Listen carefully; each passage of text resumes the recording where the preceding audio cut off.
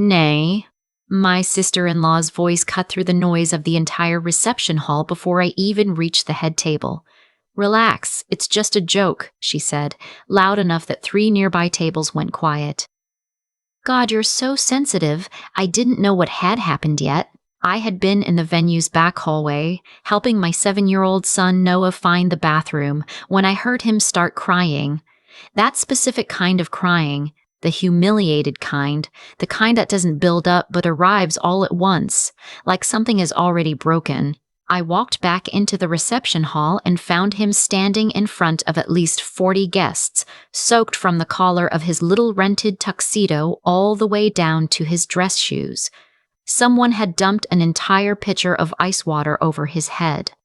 His clip-on tie was askew. His hair was plastered flat against his forehead. He was standing very still the way children do when they're trying not to fall apart in public. His small fists balled at his sides, tears cutting clean tracks through the water on his face.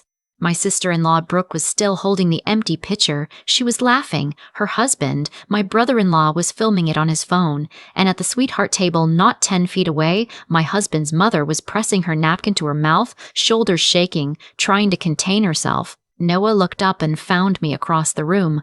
"Mommy," he said, and then he couldn't hold it anymore. I crossed the room without thinking. I didn't notice the music had stopped. I didn't notice that 200 people were watching me kneel on the floor of my sister-in-law's wedding reception in my bridesmaid dress, gathering my soaking wet son into my arms, his little tuxedo jacket leaving a wet bloom across my pale pink chiffon. "I've got you," I kept saying. "I've got you, baby." She said it was a dare. He sobbed into my neck. She said everyone thought it was funny. She said I had to be a good sport. A dare. He was 7 years old. He was the ring bearer. He had carried their rings down the aisle 3 hours ago on a velvet pillow and had done it perfectly, back straight, face serious with the weight of his responsibility, and now he was drenched and shaking and being told to be a good sport about it. I stood up. I had Noah's hand in mine. I looked at Brooke. She was still smiling, though it had tightened at the edges when she saw my face. "Oh, come on," she said. "He's fine. It's water. We were doing the ice bucket thing. It's a trend." "You poured ice water on my child," I said, "at your wedding, in front of your guests. It's literally just water. You're making a scene." She glanced around at the tables nearest us, doing that thing people do when they want witnesses to the other person's unreasonableness. "This is exactly why I didn't want kids at the wedding in the first place. My husband said Noah would be fine. I should have trusted my instincts." Her husband, my husband Daniel's younger brother, had put his phone down. He was looking somewhere between guilty and defensive, the expression of a man who knows something went wrong but has not yet decided to admit it. "Apologize to him," I said. Brooke blinked. "Excuse me?" "Apologize to Noah." The silence at the surrounding tables had expanded outward. I could hear the DJ making small adjustments at his booth, pretending not to watch. "I'm not apologizing to a 7-year-old for a prank at my own wedding," Brooke said, and her voice had dropped into something harder. "If you have a problem with it, that's a you problem. That's a you problem. Honestly, the two of you have done nothing but make this day more difficult. His shoes were wrong, remember? You made us wait 20 minutes for pictures. I have been incredibly patient. His shoes." She was talking about his shoes. Noah had worn navy dress shoes instead of black because I had ordered the wrong size and had to grab what the store had in stock the morning of the wedding, and Brooke had made a comment about it in the bridal suite that had made 2 of the other bridesmaids go very quiet. Daniel appeared at my side. He had been at the bar on the far side of the room and had come over when the music stopped. "What happened?" he said, looking at Noah's soaked clothes. "Your brother's wife dumped a pitcher of ice water on our son," I said. Daniel looked at Noah. He looked at Brooke. Something moved across his face, a slow calculation, and then he said, "Okay, let's not make this bigger than it needs to be. It was probably just a misunderstanding." I turned and looked at my husband. He was looking at his brother, not at me. His brother, who he had not seen in 2 years until this week. His brother, whose wedding they had flown us across the country to attend. His brother, whose wedding we had paid for our own flights, our own hotel, and Noah's tuxedo rental to be part of. You think this is a misunderstanding, I said quietly. I'm just saying let's not ruin the night. She poured ice on him, Daniel. His mother materialized on Brooke's other side, smooth and quiet the way she always moved when she sensed a conflict that needed managing. She was wearing silver and her hair was done, and she put one hand on Brooke's shoulder in a way that made it immediately clear whose side she was standing on. Sweetheart, she said to me in that particular tone she had been using with me for 6 years, the one that managed to sound both gentle and completely dismissive. Brooke didn't mean anything by it. She's been planning this wedding for a year. She's a little overwhelmed. These things happen at weddings. These things happen at weddings. I looked down at Noah. He had stopped crying, but he was still shaking slightly, holding my hand with both of his, looking up at all the adults around him with the wary, exhausted look of a child who has learned that the adults around him are not always reliable. I'm going to take him to get cleaned up, I said. That's a great idea, my mother-in-law said warmly, as if I had said something sensible that she was graciously agreeing to. I walked Noah to the restroom. I used paper towels and hand soap to blot his jacket as much as I could. He had stopped crying by then and was watching me in the mirror with a look I recognized, the look he got when he was trying to understand something and coming up empty. Why did she do that? He asked. I don't know, Bud. Was it because of the shoes? The shoes. He had already internalized it. He already thought, at 7 years old, that he was the problem. No, I said. It was not because of the shoes. It was not because of anything you did. Grandma laughed, he said. I stopped. I looked at him in the mirror. He said it the way children say things that destroy you, simply, without drama, just reporting the fact. Grandma laughed when the water went on me. I saw her. I finished blotting his jacket. I straightened his tie. I told him he was brave and that I was proud of how he had handled himself and that we were going to go back out there and have some cake and then we were going to go back to the hotel. What I did not tell him was what I was feeling, which was a rage so clean and so cold it had the quality of something structural.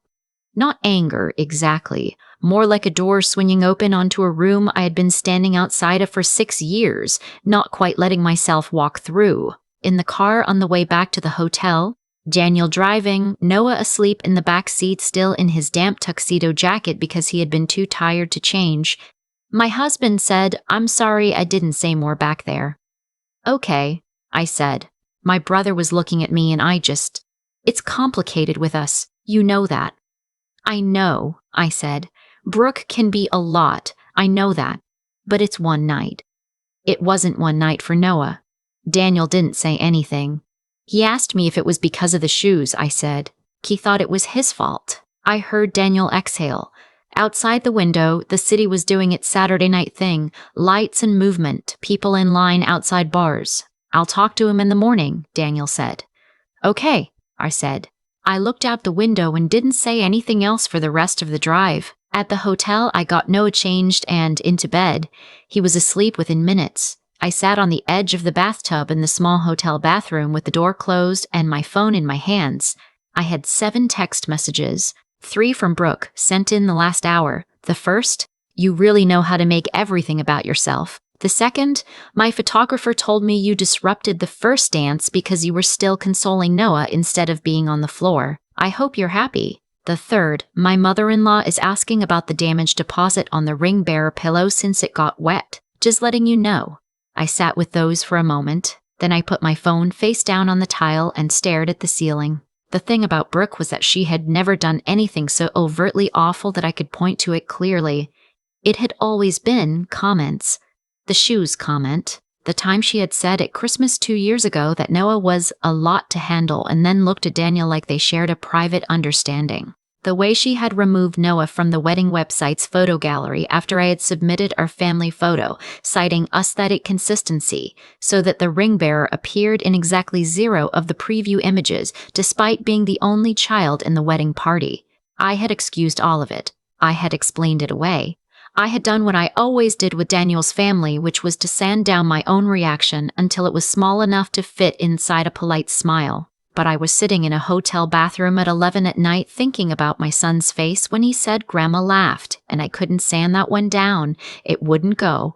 I picked my phone back up. I opened my email. I went to my saved folder. There was an email chain there from 14 months ago that I had saved without entirely knowing why. It was a chain between me, Daniel, and Daniel's parents regarding a property matter. Specifically, a piece of lakefront property that Daniel's father had signed over to Daniel and me 3 years ago as a gift, a plot of land on Lake Arrowhead that had been in his family for 2 generations. At the time, it had been just that, a gift, a gesture of welcome into the family.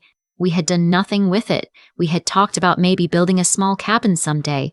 The land just sat there, appreciated. 14 months ago, Brooke and Daniel's brother had asked if they could use the property for their rehearsal dinner. They had wanted a lakefront venue, they said, and the commercial ones were all booked. Family property seemed perfect. I had said yes. Of course I had said yes. I'd been happy to say yes, but I had also, because I'm the person in our marriage who reads documents, looked up the property records afterward just to make sure everything was current. And I had discovered that when Daniel's father had transferred the deed, he had done so correctly, cleanly, into both our names, Daniel and me, not Daniel's family, not Daniel's parents, not Brooke and her husband, not Brooke and her husband. The property belonged to us. I had filed that away. I hadn't thought about it again for over a year. I thought about it now. I opened the property record document I had scanned and saved to my phone. I looked at the acreage. I looked at the assessed value, which had gone up considerably in the last 3 years. Lake property in that area had appreciated significantly. I looked at the date of Brooke's last text message. I thought about Noah saying Grandma laughed. I put the phone down and looked at the small hotel bathroom. The little soaps wrapped in paper. The complimentary shampoo. I thought about what the next 20 years looked like if I kept doing what I had always done. Smiling, sanding, giving them the rehearsal dinner property and the ring bearer spot and every other thing they asked for while they poured ice water on my son and called it a joke. I picked the phone back up and opened my contacts. I had a college friend named Faye who had become a real estate attorney. We had drifted to once-a-year birthday texts and occasional Instagram likes, but I had her number. It was almost midnight, but I sent a text anyway. Hey, sorry to text late. I have a property question. Not urgent, but I'd love to talk this week if you have time. Her reply came 4 minutes later. Always. Call me Monday. I put the phone in my bag. I washed my face. I went to bed. Daniel was already asleep. I lay on my side of the king bed and looked at the ceiling and did not feel panicked the way I thought I might. I felt the opposite of panicked. I felt very still. The flight home was quiet. Noah slept with his head on my lap for most of it. Brooke sent one more text Sunday morning, a photo of a dry cleaning receipt for her wedding dress with the caption "Thought you should see this," and I did not respond to any of them. Monday, I called Faye. Tell me about the property, she said in her attorney voice, which was different from her regular voice in that it had a kind of pleasant efficiency to it. I told her everything, the original transfer, the deed in both our names, Brooke and her husband using it for the rehearsal dinner, the current assessed value, and nothing's been signed since the original transfer? No additional agreements? No usage rights? Nothing in writing? Nothing. Okay, Faye said, so you own it. Both of you own it as tenants in common, which means either of you could initiate a sale. You know that, right? I'm starting to understand that, I said.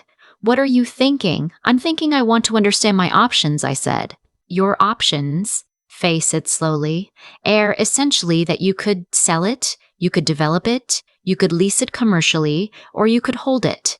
If you want to liquidate, that market is very strong right now. Lake Arrowhead lakefront has been moving fast. How fast? She gave me a number. The assessed value on my phone was not wrong. The actual market value was higher. I thanked her and said I'd be in touch. That evening, I sat across from Daniel at the kitchen table while Noah was in the bath, and I told him what I was thinking. He was quiet for a long moment. You want to sell the property. I want to have a conversation about it. Because of what happened at the wedding. I want to have a conversation, I said again. I've been very patient with your family for 6 years, Daniel. I have been flexible and understanding, and I have tried very hard. And your sister-in-law poured ice water on our son at her wedding, and your mother laughed, and you told me not to make it bigger than it needed to be. Daniel looked at the table. I am not doing this anymore, I said. I am not pretending it's fine when it isn't. I am not raising our son to think that the people who are supposed to love him get to treat him that way. What does selling the property have to do with? Because they asked to use it, I said. They used our property for their rehearsal dinner, and then they used our son for content, and then they sent me a dry cleaning bill. I want it on record that I understand what belongs to us and what doesn't. My dad gave us that property. He gave it to us, I said. Not to them. To us. A long silence. The sound of Noah in the bath, splashing, singing something to himself. I don't want to sell it, Daniel said finally. Then we don't sell it, I said. But I want your family to know that we own it. I want that to be very clear going forward. And I want you to talk to your brother. I want you to tell him that what happened to Noah was not okay and that it will not happen again. Daniel looked up. If you can't do that, I said, then I think we have a different conversation. He called his brother the next day. I don't know exactly what was said. I wasn't in the room. But Daniel came home that evening looking tired in a particular way, the way he looked when he'd had a conversation that cost him something. I talked to him, he said. Okay. He said Brooke didn't mean anything by it. Of course he did, but he also said he should have stopped it. He said that? Daniel sat down at the kitchen table. He said he saw it happening and he thought it would be funny, and then Noah started crying and Daniel stopped crying and Daniel stopped. He felt bad about it. I think he actually felt bad. That's a start, I said. 2 weeks later, Faye sent me a market analysis on the Lake Arrowhead property, unprompted, with a note that said, just so you have it, knowledge is leverage. I saved it in the same folder as the deed. I didn't contact Brooke. I didn't respond to the dry cleaning text or the texts before it. A month after the wedding, she sent a long message that began with, I've been doing a lot of reflection and contained the words if I hurt your feelings twice, which is not an apology but is what some people produce when pressed. I read it once and then put my phone down. Daniel's mother called me in October. I answered on the third ring. I wanted to check in, she said, in that silver and managed tone. It feels like things have been a little tense. They have been, I agreed. A pause. She hadn't expected me to agree. Well, I hope we can move past it. Family is important. Family is very important, I said. That's exactly why I take it seriously when a member of this family is treated poorly. Another pause. Longer. Noah is a wonderful boy, she said carefully. He is, I said. He knew you laughed. He told me that night. He said Grandma laughed when the water went on me. He said it like he was just reporting a fact, because he's 7, and that's what 7-year-olds do. Silence. I've spent 6 years trying to make sure Noah feels loved by your family, I said. That's something I will continue to try to do, but I need your help with it. She didn't say much after that. The call ended politely. I don't know if it changed anything.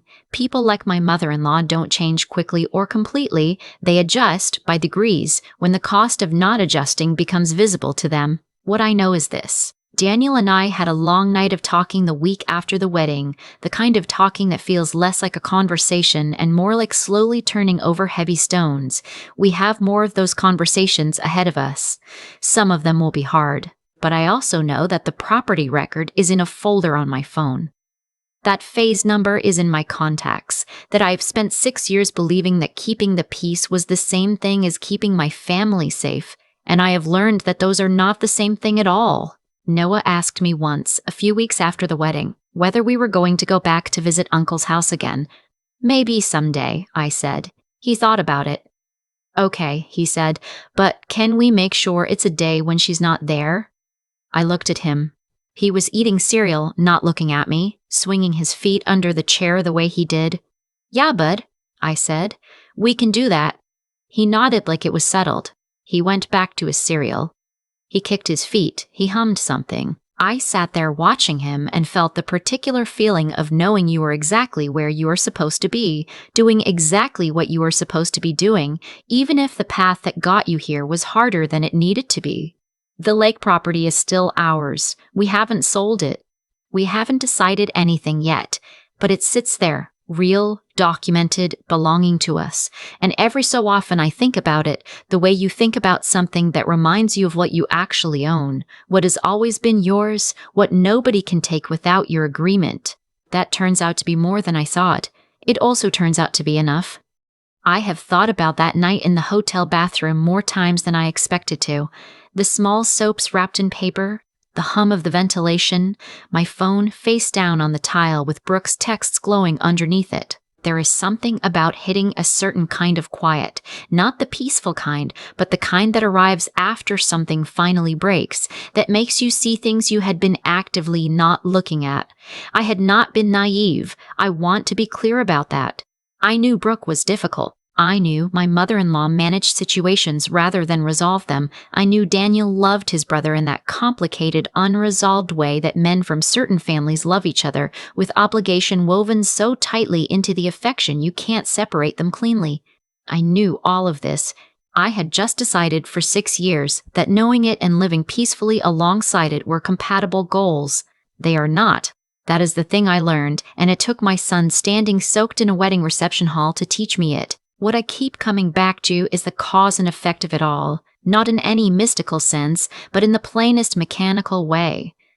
Brooke poured ice water on a child because she had never once been made to feel the weight of her own behavior. My mother-in-law laughed because no one had ever looked at her directly and said, "This is what you did and this is what it cost." Daniel said, "Let's not make this bigger than it needs to be," because that sentence had always worked before. The whole system was calibrated around my willingness to absorb. The moment I stopped absorbing, the system had no backup. That is not revenge. I want to be precise about that too, because I think people sometimes confuse consequence with retaliation. I didn't sell the property to punish Brooke. I didn't have that conversation with my mother-in-law to wound her. I did those things because I had finally decided that my son's sense of his own worth was more important to me than the comfort of people who had never extended the same consideration in return. That is not a weapon. That is just a priority held firmly out in the open where everyone can see it. Noah still swings his feet under the kitchen chair. He still hums to himself over his cereal. Children are more resilient than we credit them for, and also more observant. He noticed that things shifted. He noticed that we talked differently about visits, that certain calls went to voicemail now, that his father came home from one particular phone call looking like he had done something hard and necessary. He didn't ask about it directly. He's 7. He filed it away. What I hope he files away is not the drama of it. I hope he files away the version of me who sat in that bathroom, read those texts, and decided. I hope that somewhere in his memory there is an impression of a mother who did not fold when folding would have been easier. Because that is the thing about integrity that no one warns you about. It is not a single dramatic moment. It is a series of small decisions made in hotel bathrooms and at kitchen tables and on the phone with attorneys you haven't called in years. It accumulates. It becomes eventually something your child can stand on. I do not know what happens next with Daniel's family. I think some of them will adjust. I think some of them will adjust. I think some of them won't. I have made my peace with both outcomes. What I know is that the property record is saved on my phone, and Faye's number is in my contacts, and Noah is doing fine. He asked me last week if we could go see a lake sometime. Not that lake, just a lake. Any lake. I said yes. I said we'd find one. He nodded like it was settled and went back to his book.